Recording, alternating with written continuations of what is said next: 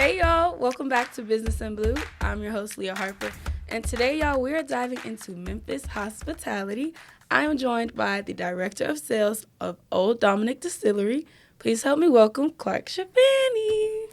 Welcome. Thank you for having me. Happy to be here. Of course, how you feeling? Doing good. Happy to be back on campus. I know. We're going to get into that because I heard you're an FCBE grad. I am, proudly. Very proudly. So we're going to get into that eventually, but I want to start off with your position as Director of Sales. So can you tell me a little bit about your role, and also for our listeners who may not be familiar with Old Dominick, what you all do? Yeah, so Old Dominick Distillery, funny enough, has his long-time Memphis roots. Mm-hmm. Our parent company actually predates Prohibition all the way back to the 1860s, which a lot of people in Memphis know as the Deacon Alley family. Mm-hmm. So they've owned various businesses through the years, from investments to produce business to, for a long time, they were the Anheuser-Busch wholesaler here in town. Mm-hmm. And probably a dozen other things that I'm skipping over. But why that's important is that the Deacon Alley and the Old Dominick brand is such a Memphis staple that I'm proud to work for them. Yeah. The current version of one of the family companies is Old Dominick Distillery. Mm-hmm. In fact, we started that in 2016. So we're coming up on our 10-year anniversary, which is crazy to think about. 2016 is trending right now. So y'all should do like a photo dump or something. See, I'm old. I don't even know what that means, but you're going to have to coach me up on that. I got you. But we are very excited about coming up on that 10-year anniversary because over that time, we've got to, employ a lot of Memphians. Mm-hmm. In fact, over 20 University of Memphis graduates, which is really cool to say. Yeah. And we've gotten to work with, restaurateurs, business owners, hotels, wedding, we've become such a nice staple of the city of Memphis through our efforts, having great spirits for all people to share. Yeah. You get a lot of friends that way, but more importantly, that allows us to re-engage with not only graduates of University of Memphis, but really the business community at large, which is great. So we take a lot of pride in that. But for me, I work with our sales and marketing team to not only do the kind of the outward branding of the distillery and what we produce, but also drive the distribution of those products in Memphis and now into about 20 plus other states. So we've kind of taking the brand and spreading our wings a little bit over the last, I'd say probably 6 years. So I love that. So what originally drew you to the hospitality and restaurant industry? Like, did you have a job at a restaurant growing up while you were in college? Like, what truly drew you to this pathway? I did. In fact, I started, I think my first job in the restaurant business, if you can call it that. Right. What would it be like, restaurant industry? Yeah, in high school, I worked for a sandwich shop. But we had a great time because we made the sandwiches and did all this other stuff. But I started noticing the regulars that would come in, and if you were smart enough to remember their order, how that kind of people would light up when you do that. It makes you feel special. Oh, for sure. And so I liked that. So I did that through high school. Then through college, worked in bars and restaurants. Similar concept there. Lots of fun. I had a great time. But also, once again, you meet a lot of people when you're kind of forward-facing in those type of service element roles. Yeah. And then when I was in school here, I took a lot of classes. At that time, it was the Kimmons Wilson School. Some of my stuff that I did during college was through that program, which had just started, frankly. And I loved that. I was like, wait, there's a career in hospitality? I had no idea that was a thing. Mm-hmm. So that was great. Had a lot of great teachers, and we got to do some fun stuff both on campus and off campus. Yeah. And so when I graduated, I took a job working for a local wine and spirits wholesaler here in town, and that allowed me to kind of do the marketing element, but still be out in the bars and restaurants in Memphis selling trying products. To figure out what you want to do. Exactly. And then fast forward to about 2015, I was approached by the Canali family about coming on with the Old Dominick brand, which at the time was kind of an idea. It was still kind of a whiteboard, so to speak. Yeah. So it was fun for me to take some of the stuff that I learned through that journey in the hospitality space and kind of apply that to what we now have done, I think, a pretty good job Yeah. building today. So I had a great journey through not only kind of my time at University of Memphis, but even prior to that in the hospitality space. So 10 years later, now Old Dominick has become a huge staple here in the city of Memphis. But I wanted to know, what was the draw or the pull for y'all to really place it here in our city? Yeah, it's a great question. The brand actually existed in Memphis, downtown, in almost the same exact spot as we're located today, prior to Prohibition. So you're talking about 5 generations ago. Long time, Yeah. right? Federal Prohibition shut the brand down completely. So when the push and the idea to revitalize the brand itself became a lot more concrete, it had to be in Memphis. There was a lot of credibility to the fact that the original Old Dominick brand and the family still owning it and trying to bring it back, it just had to have a sense of place. It would have felt kind of contrived and almost fake, if you will, if it hadn't had roots, a concrete place, a brick and mortar, a sense of place in Memphis. Because, frankly, all of us Memphians know if you try to fake Memphis, It's not gonna it ain't work. gonna work. All It's right? not gonna work. It's just not gonna work. So Yeah. out of the gate, that had to be important. So in the early stages, one of our main campaigns was True Memphis, or Pure Memphis. We dove into that a lot. I think people really, that resonated with a lot of people. Yeah. And so over the years, we take pride in even the Memphis region, which expands to Arkansas, North Mississippi, you name it. People do have a sense of pride and a sense of place, and I think we do a good job of being authentic about that. Now, when we leave, our area, we might have to fight some different challenges. Yeah. But we like to be proud of the fact that we're based, we're based and rooted here. So. I love how you all are so intentional about being authentically Memphis. Can you tell me a little bit more about that? Yes. So, over the years, we started with positioning the brand as, hey, we are here in Memphis. We, True Memphis, Pure Memphis, that was kind of our branding. Now, over the years, people relatively are comfortable with the brand. They know what we are, who we are, where we are, for the most part. Now we want to call people to make it Memphis. And why that's important is there's so many different competitors out there in our space, the alcohol and beverage space. So what we're trying to position it as, yeah, we've been here for a while, but we need all of Memphians to make it Memphis. So what that means is when you go out to your local bar, order a drink, but make it Memphis, aka Old Dominick. Or if you bring visitors in from, Atlanta or Dallas or wherever, and you're all looking for something to do, why don't you make it Memphis? Come see us at the distillery. But it doesn't have to extend to just our brand. I tell people to do it across, your consumable products, whether that's beer, local coffee vendors. There's just so much out there in the local space. So whether it's Old Dominick or anything else, make it Memphis is what I have to say. I love it. You talk about being authentic. I feel like the name itself is very unique. Old Dominick, where did that come from? Like, how did y'all come up with that? So it's a long story, but I'll try to sum it up. Old Dominick, the name, is actually Domenico Canali was the original founder of the brand. Came over from the Italian Riviera in 1850-ish. I should know, but it's okay. We won't beat you up for it. Thank you. He started with pretty humble beginnings. So this is a guy coming over, didn't even speak the language at the time. This is right during the middle of Civil War. So very kind of tumultuous time in Memphis and in the country. But he started essentially pushing a produce cart up and down Main Street downtown, selling fruits and vegetables, you name it.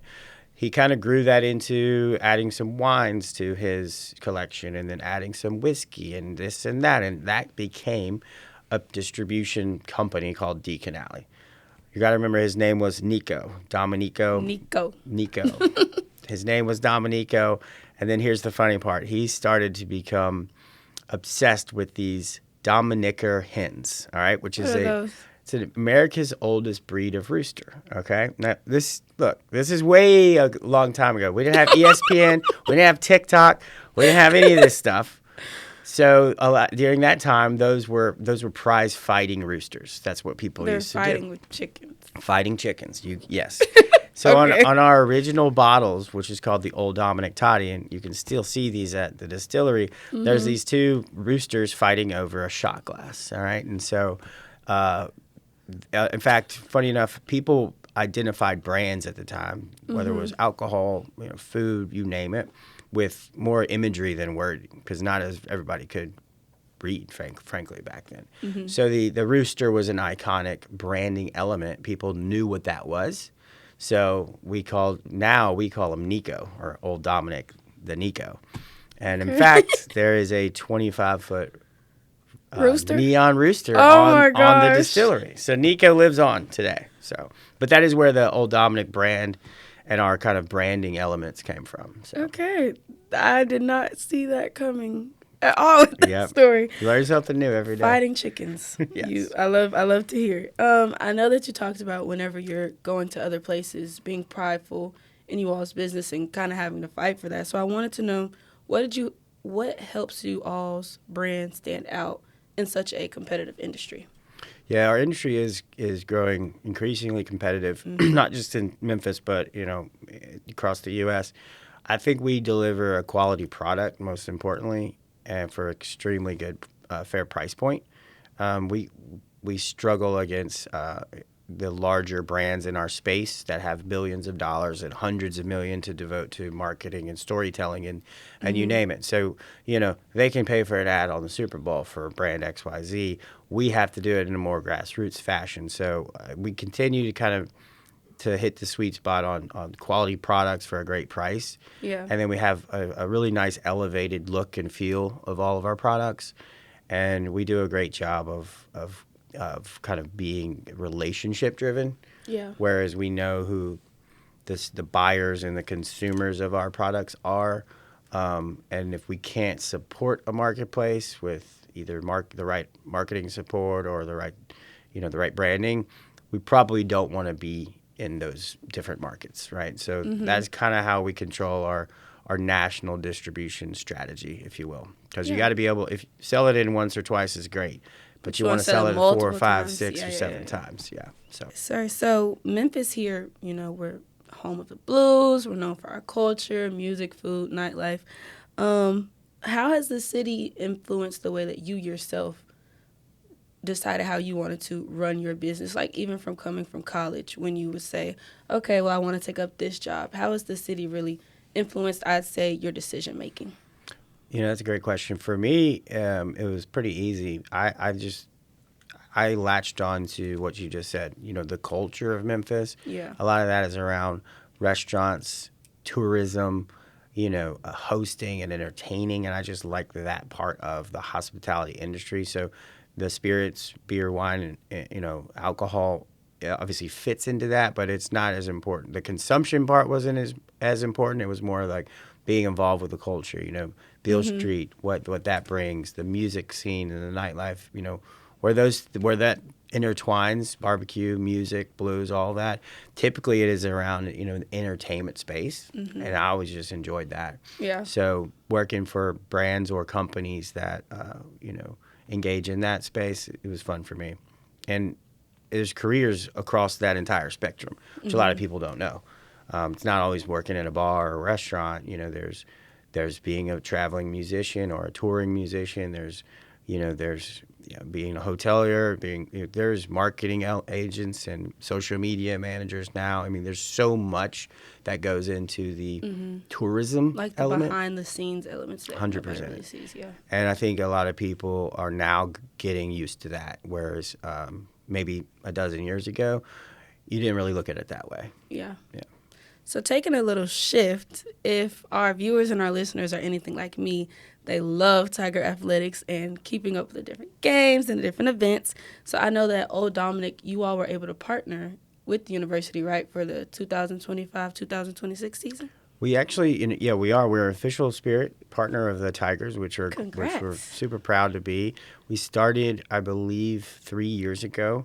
Last year of like the COVID weird era where there were people at games, but there weren't. But or they're like 6 feet distance with masks on outside. It's like, I don't know. At this point, but that is when we jumped on with the Tigers, and we were super happy to do it because, we're a Memphis brand, and what's more iconic than, Memphis spirit. Right. How did sports. that feel for you personally, coming from the University It was of great Memphis? for me because, multiple people in that decision in our organization, the majority of us were all graduates. So we were isn't like, that hey, nice? if we can make this happen, let's do it. Yeah. So we loved to do it. And then partnering with the entire team at the time, Learford Sports, which now is Tiger Sports Property, those people are as passionate about the U of M and not only athletics, but just the branding behind the university and the impact of the city. So it's fun for us to do whatever they need to do. And they're a great partner, and we hope to be as good of a partner as they are. So, Yeah, I love that so much. So I know earlier, once we got started, you mentioned being a U of M graduate, but specifically, you're a Fogelman grad, correct? Correct.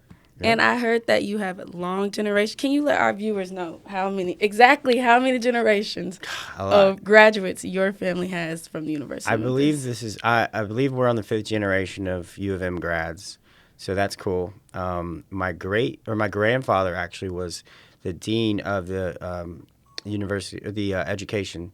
Okay. Dean of Education for a little while.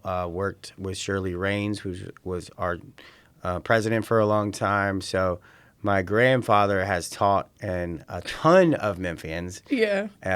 Who probably won't want to admit it because it'll show his age. But and then of course my parents went here. A bunch of my aunts and uncles, my cousins. So now we're on the next generation of hopefully Shafani family Tigers. We're excited about that. Pending.